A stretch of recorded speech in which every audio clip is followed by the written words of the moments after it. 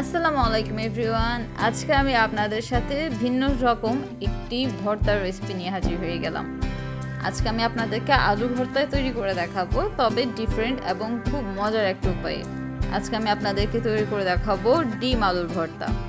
চলো তাহলে রেসিপিটা শেয়ার করা যাক। প্রথমে ভর্তা তৈরির জন্য আমি এখানে কিছুটা সরিষার তেল নিয়ে নিচ্ছি।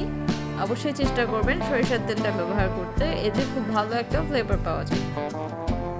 এর মধ্যে দিয়ে দিচ্ছি 2 টেবিল চামচ পরিমাণ পেঁয়াজ কুচি। এবার খুব ভালোভাবে তেলের মধ্যে পেঁয়াজটাকে আমি ভেজে নেব। একটু সময় নিয়ে পেঁয়াজটাকে ভালোভাবে ভেজে নিতে হবে, এতে করে পেঁয়াজের কোনো কাঁচা গন্ধ আর থাকবে না। যারা পেঁয়াজটাকে কিছুটা কাঁচা খেতে পছন্দ করেন সেক্ষেত্রে একটু কম পরিমাণে ভেজে নিলেও হবে।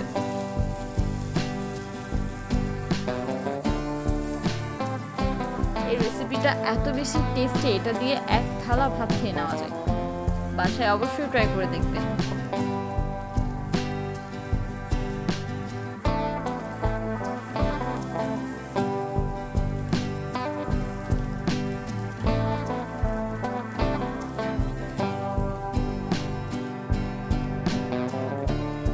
এর মধ্যে দিয়ে দিচ্ছি কিছুটা লবণ, সঙ্গে ব্যবহার করব 2 টেবিল চামচ পরিমাণ কাঁচামরিচ কুচি। অবশ্যই চেষ্টা করবেন কাঁচামরিচটা লবণের সাথে দেওয়ার, না হলে ছিটে এসে গায়ে লাগতে পারে। সবকিছু আবারও খুব ভালোভাবে ভেজে নেব, মরিচ থেকে খুব সুন্দর একটা গন্ধ আসা পর্যন্ত। যখন খুব ভালো একটা স্মেল পাবেন তখনই বুঝে নিতে হবে এবার সময় হয়ে এসেছে সেদ্ধ করে নেওয়া আলুটা দেওয়ার। আমি এখানে আলুটাকে সেদ্ধ করে স্ম্যাশ করে নিয়েছি।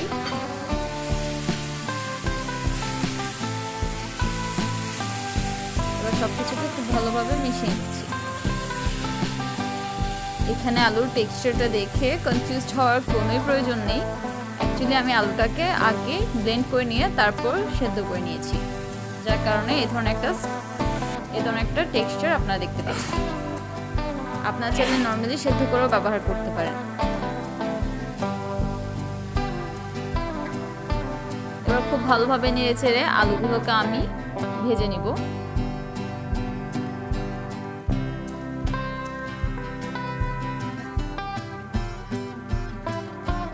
আপনারা চাইলে ঠিক এভাবেও ভর্তাটাকে সার্ভ করতে পারেন, তবে এটাকে আরো একটু এক্সট্রিম লেভেলে নেওয়ার জন্য আমি এখানে দিয়ে দিচ্ছি একটা ডিম।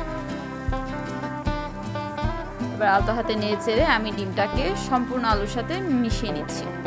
বিশ্বাস করুন এটা মুখে লেগে থাকার মতো একটা রেসিপি। বাসায় অবশ্যই ট্রাই করবেন। বেস্ট রেকমেন্ডেড একটা রেসিপি। দেখতে পাচ্ছেন আমার ভর্তাটা হয়ে এসেছে। এ পর্যায়ে নামিয়ে নিব।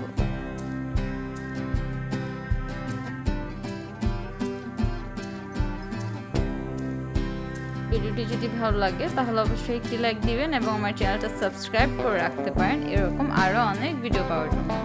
আল্লাহ হাফেজ।